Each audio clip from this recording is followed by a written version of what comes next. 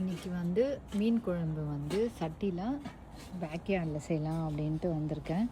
மீன் குழம்புக்கு பார்த்திங்கன்னா வெங்காயம், சின்ன வெங்காயம், தக்காளி கட் பண்ணி எடுத்து வச்சுட்டேன். மீன் தலைவையும் கொஞ்சம் வாழையும் எடுத்து வச்சுருக்கேன் கழுவி. அப்புறம் உப்பு, மிளகாத்தூள், மஞ்சத்தூள், கத்திரிக்காய் போடுறதுக்கு எடுத்து வச்சுருக்கேன். இது எல்லாத்தையும் போட்டு மீன் குழம்பு வைக்கலாம். நம்ம நல்லெண்ணெய் கொஞ்சம் ஊற்றிக்கலாம்.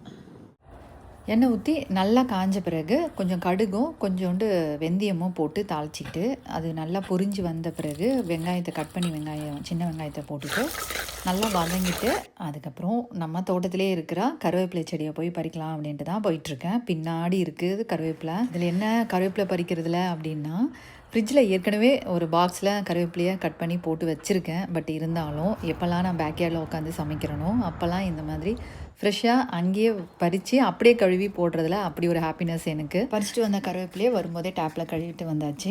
ஏற்கனவே வந்து வெங்காயம் வந்து வதங்கிட்டு இருக்கு இல்லைங்களா, இப்போ அந்த பறித்த கருவேப்பிலையை அதில் போட்டுற வேண்டியது தான். வெங்காயம் நல்லா வதங்கிடுச்சு. இப்போ தக்காளியை போட்டுட்டு கொஞ்சம் உப்பையும் போட்டு மஞ்சத்தூள் போட்டு மூடி வச்சுட்டு கொஞ்சம் அந்த தக்காளி மசிகிற வரைக்கும் இருந்தால் போதும். தக்காளி நல்லா மசிஞ்ச பிறகு இப்போ வந்து மிளகாத்தூள், தனியாத்தூள், அதுக்கப்புறம் கொஞ்சம் காஷ்மீரி மிளகாத்தூள் எல்லாத்தையும் போட்டு நல்லா வதங்கிட்டு அந்த எண்ணெய் பிரிஞ்ச பிறகு நான் ஏற்கனவே புளியை வந்து கரைச்சி வச்சுருக்கேன்.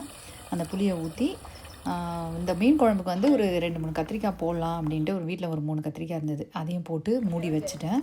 நல்லா கத்திரிக்காய் பாதிக்கு மேலே வெந்த பிறகு மீனை கழுவி வச்சுருக்கோம் இல்லைங்களா, அந்த கழுவின மீனை எடுத்து போட்டு ஒரு 5 நிமிஷம் நல்லா ஹை ஃப்ளேமில் குக் பண்ணிவிட்டு அதுக்கப்புறம் திறந்து ரொம்ப கலரக்கூடாது. ஏன்னா மீன் நல்லா வெந்துடுச்சு. ரொம்ப கலரணும் அப்படின்னா மீன் எல்லாம் உடஞ்சிருவாங்க.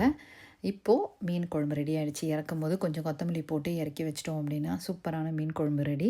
நார்மலாக செய்கிற மீன் குழம்பு தான். இதில் என்னென்னா, இந்த மாதிரி வெளியே உட்காந்து சமைக்கிறது எப்பவுமே எனக்கு ரொம்ப ஸ்பெஷல். மீன் குழம்பு மாதிரியே